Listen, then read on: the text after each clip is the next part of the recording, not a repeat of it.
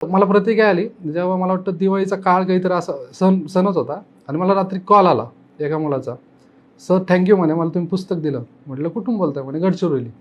म्हटलं हा बोला ना. म्हणे तुमच्यामुळं माझं आयुष्य वाढलं. म्हटलं का रे बाप?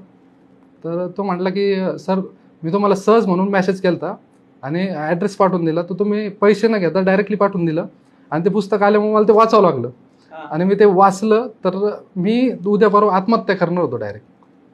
म्हणजे काय माझं म्हणजे दुर्गम काही कारण असेल पर्सन, मी काही दुखावत नाही गेलो. म्हटलं मग अरे मी आता त्या पुस्तक वाचल्यानंतर माझ्या आयुष्यावर लय प्रभाव झाला. मी आता कधी खचणार नाही त्याचं आणि मी जीवन जगणार, मी कष्ट घेणार आणि पुढे जाणार. आणि मग त्याच्यामुळे त्यांनी मला थँक्यू म्हटलं आणि कॉल कर तो गायब झाला. त्याचं म्हणजे नंतर कॉन्टॅक्ट पण नाही आला. ती माझ्या आयुष्यातली सगळ्यात म्हणजे माझी पोचपावती, मी काहीतरी करतोय म्हणून त्याची पोचपावती होती ती. म्हटलं अरे आपण काहीतरी अजून याच्यात काहीतरी हे प्रमाण वाढू पुस्तकाचं. म्हणून मी ते वाढत वाढत वाढत 1 वर्षात नाही म्हटलं तरी 15,000 पुस्तकं मी सेल केले तेव्हा सोशल मीडियाच्या माध्यमातून, कोणताही खर्च न करता. इंस्टाग्राम, फेसबुक, जिथं भेटेल तिथे एरियातले पोरं जे पडले त्यांना माझ्याकडून द्यायचं, पुस्तक वाच, तुला काय नाही आवडलं तर शिव्या घाल, पैसे देऊ नको, शिव्या घाल.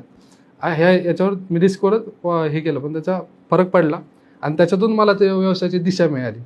मग तो व्यवसाय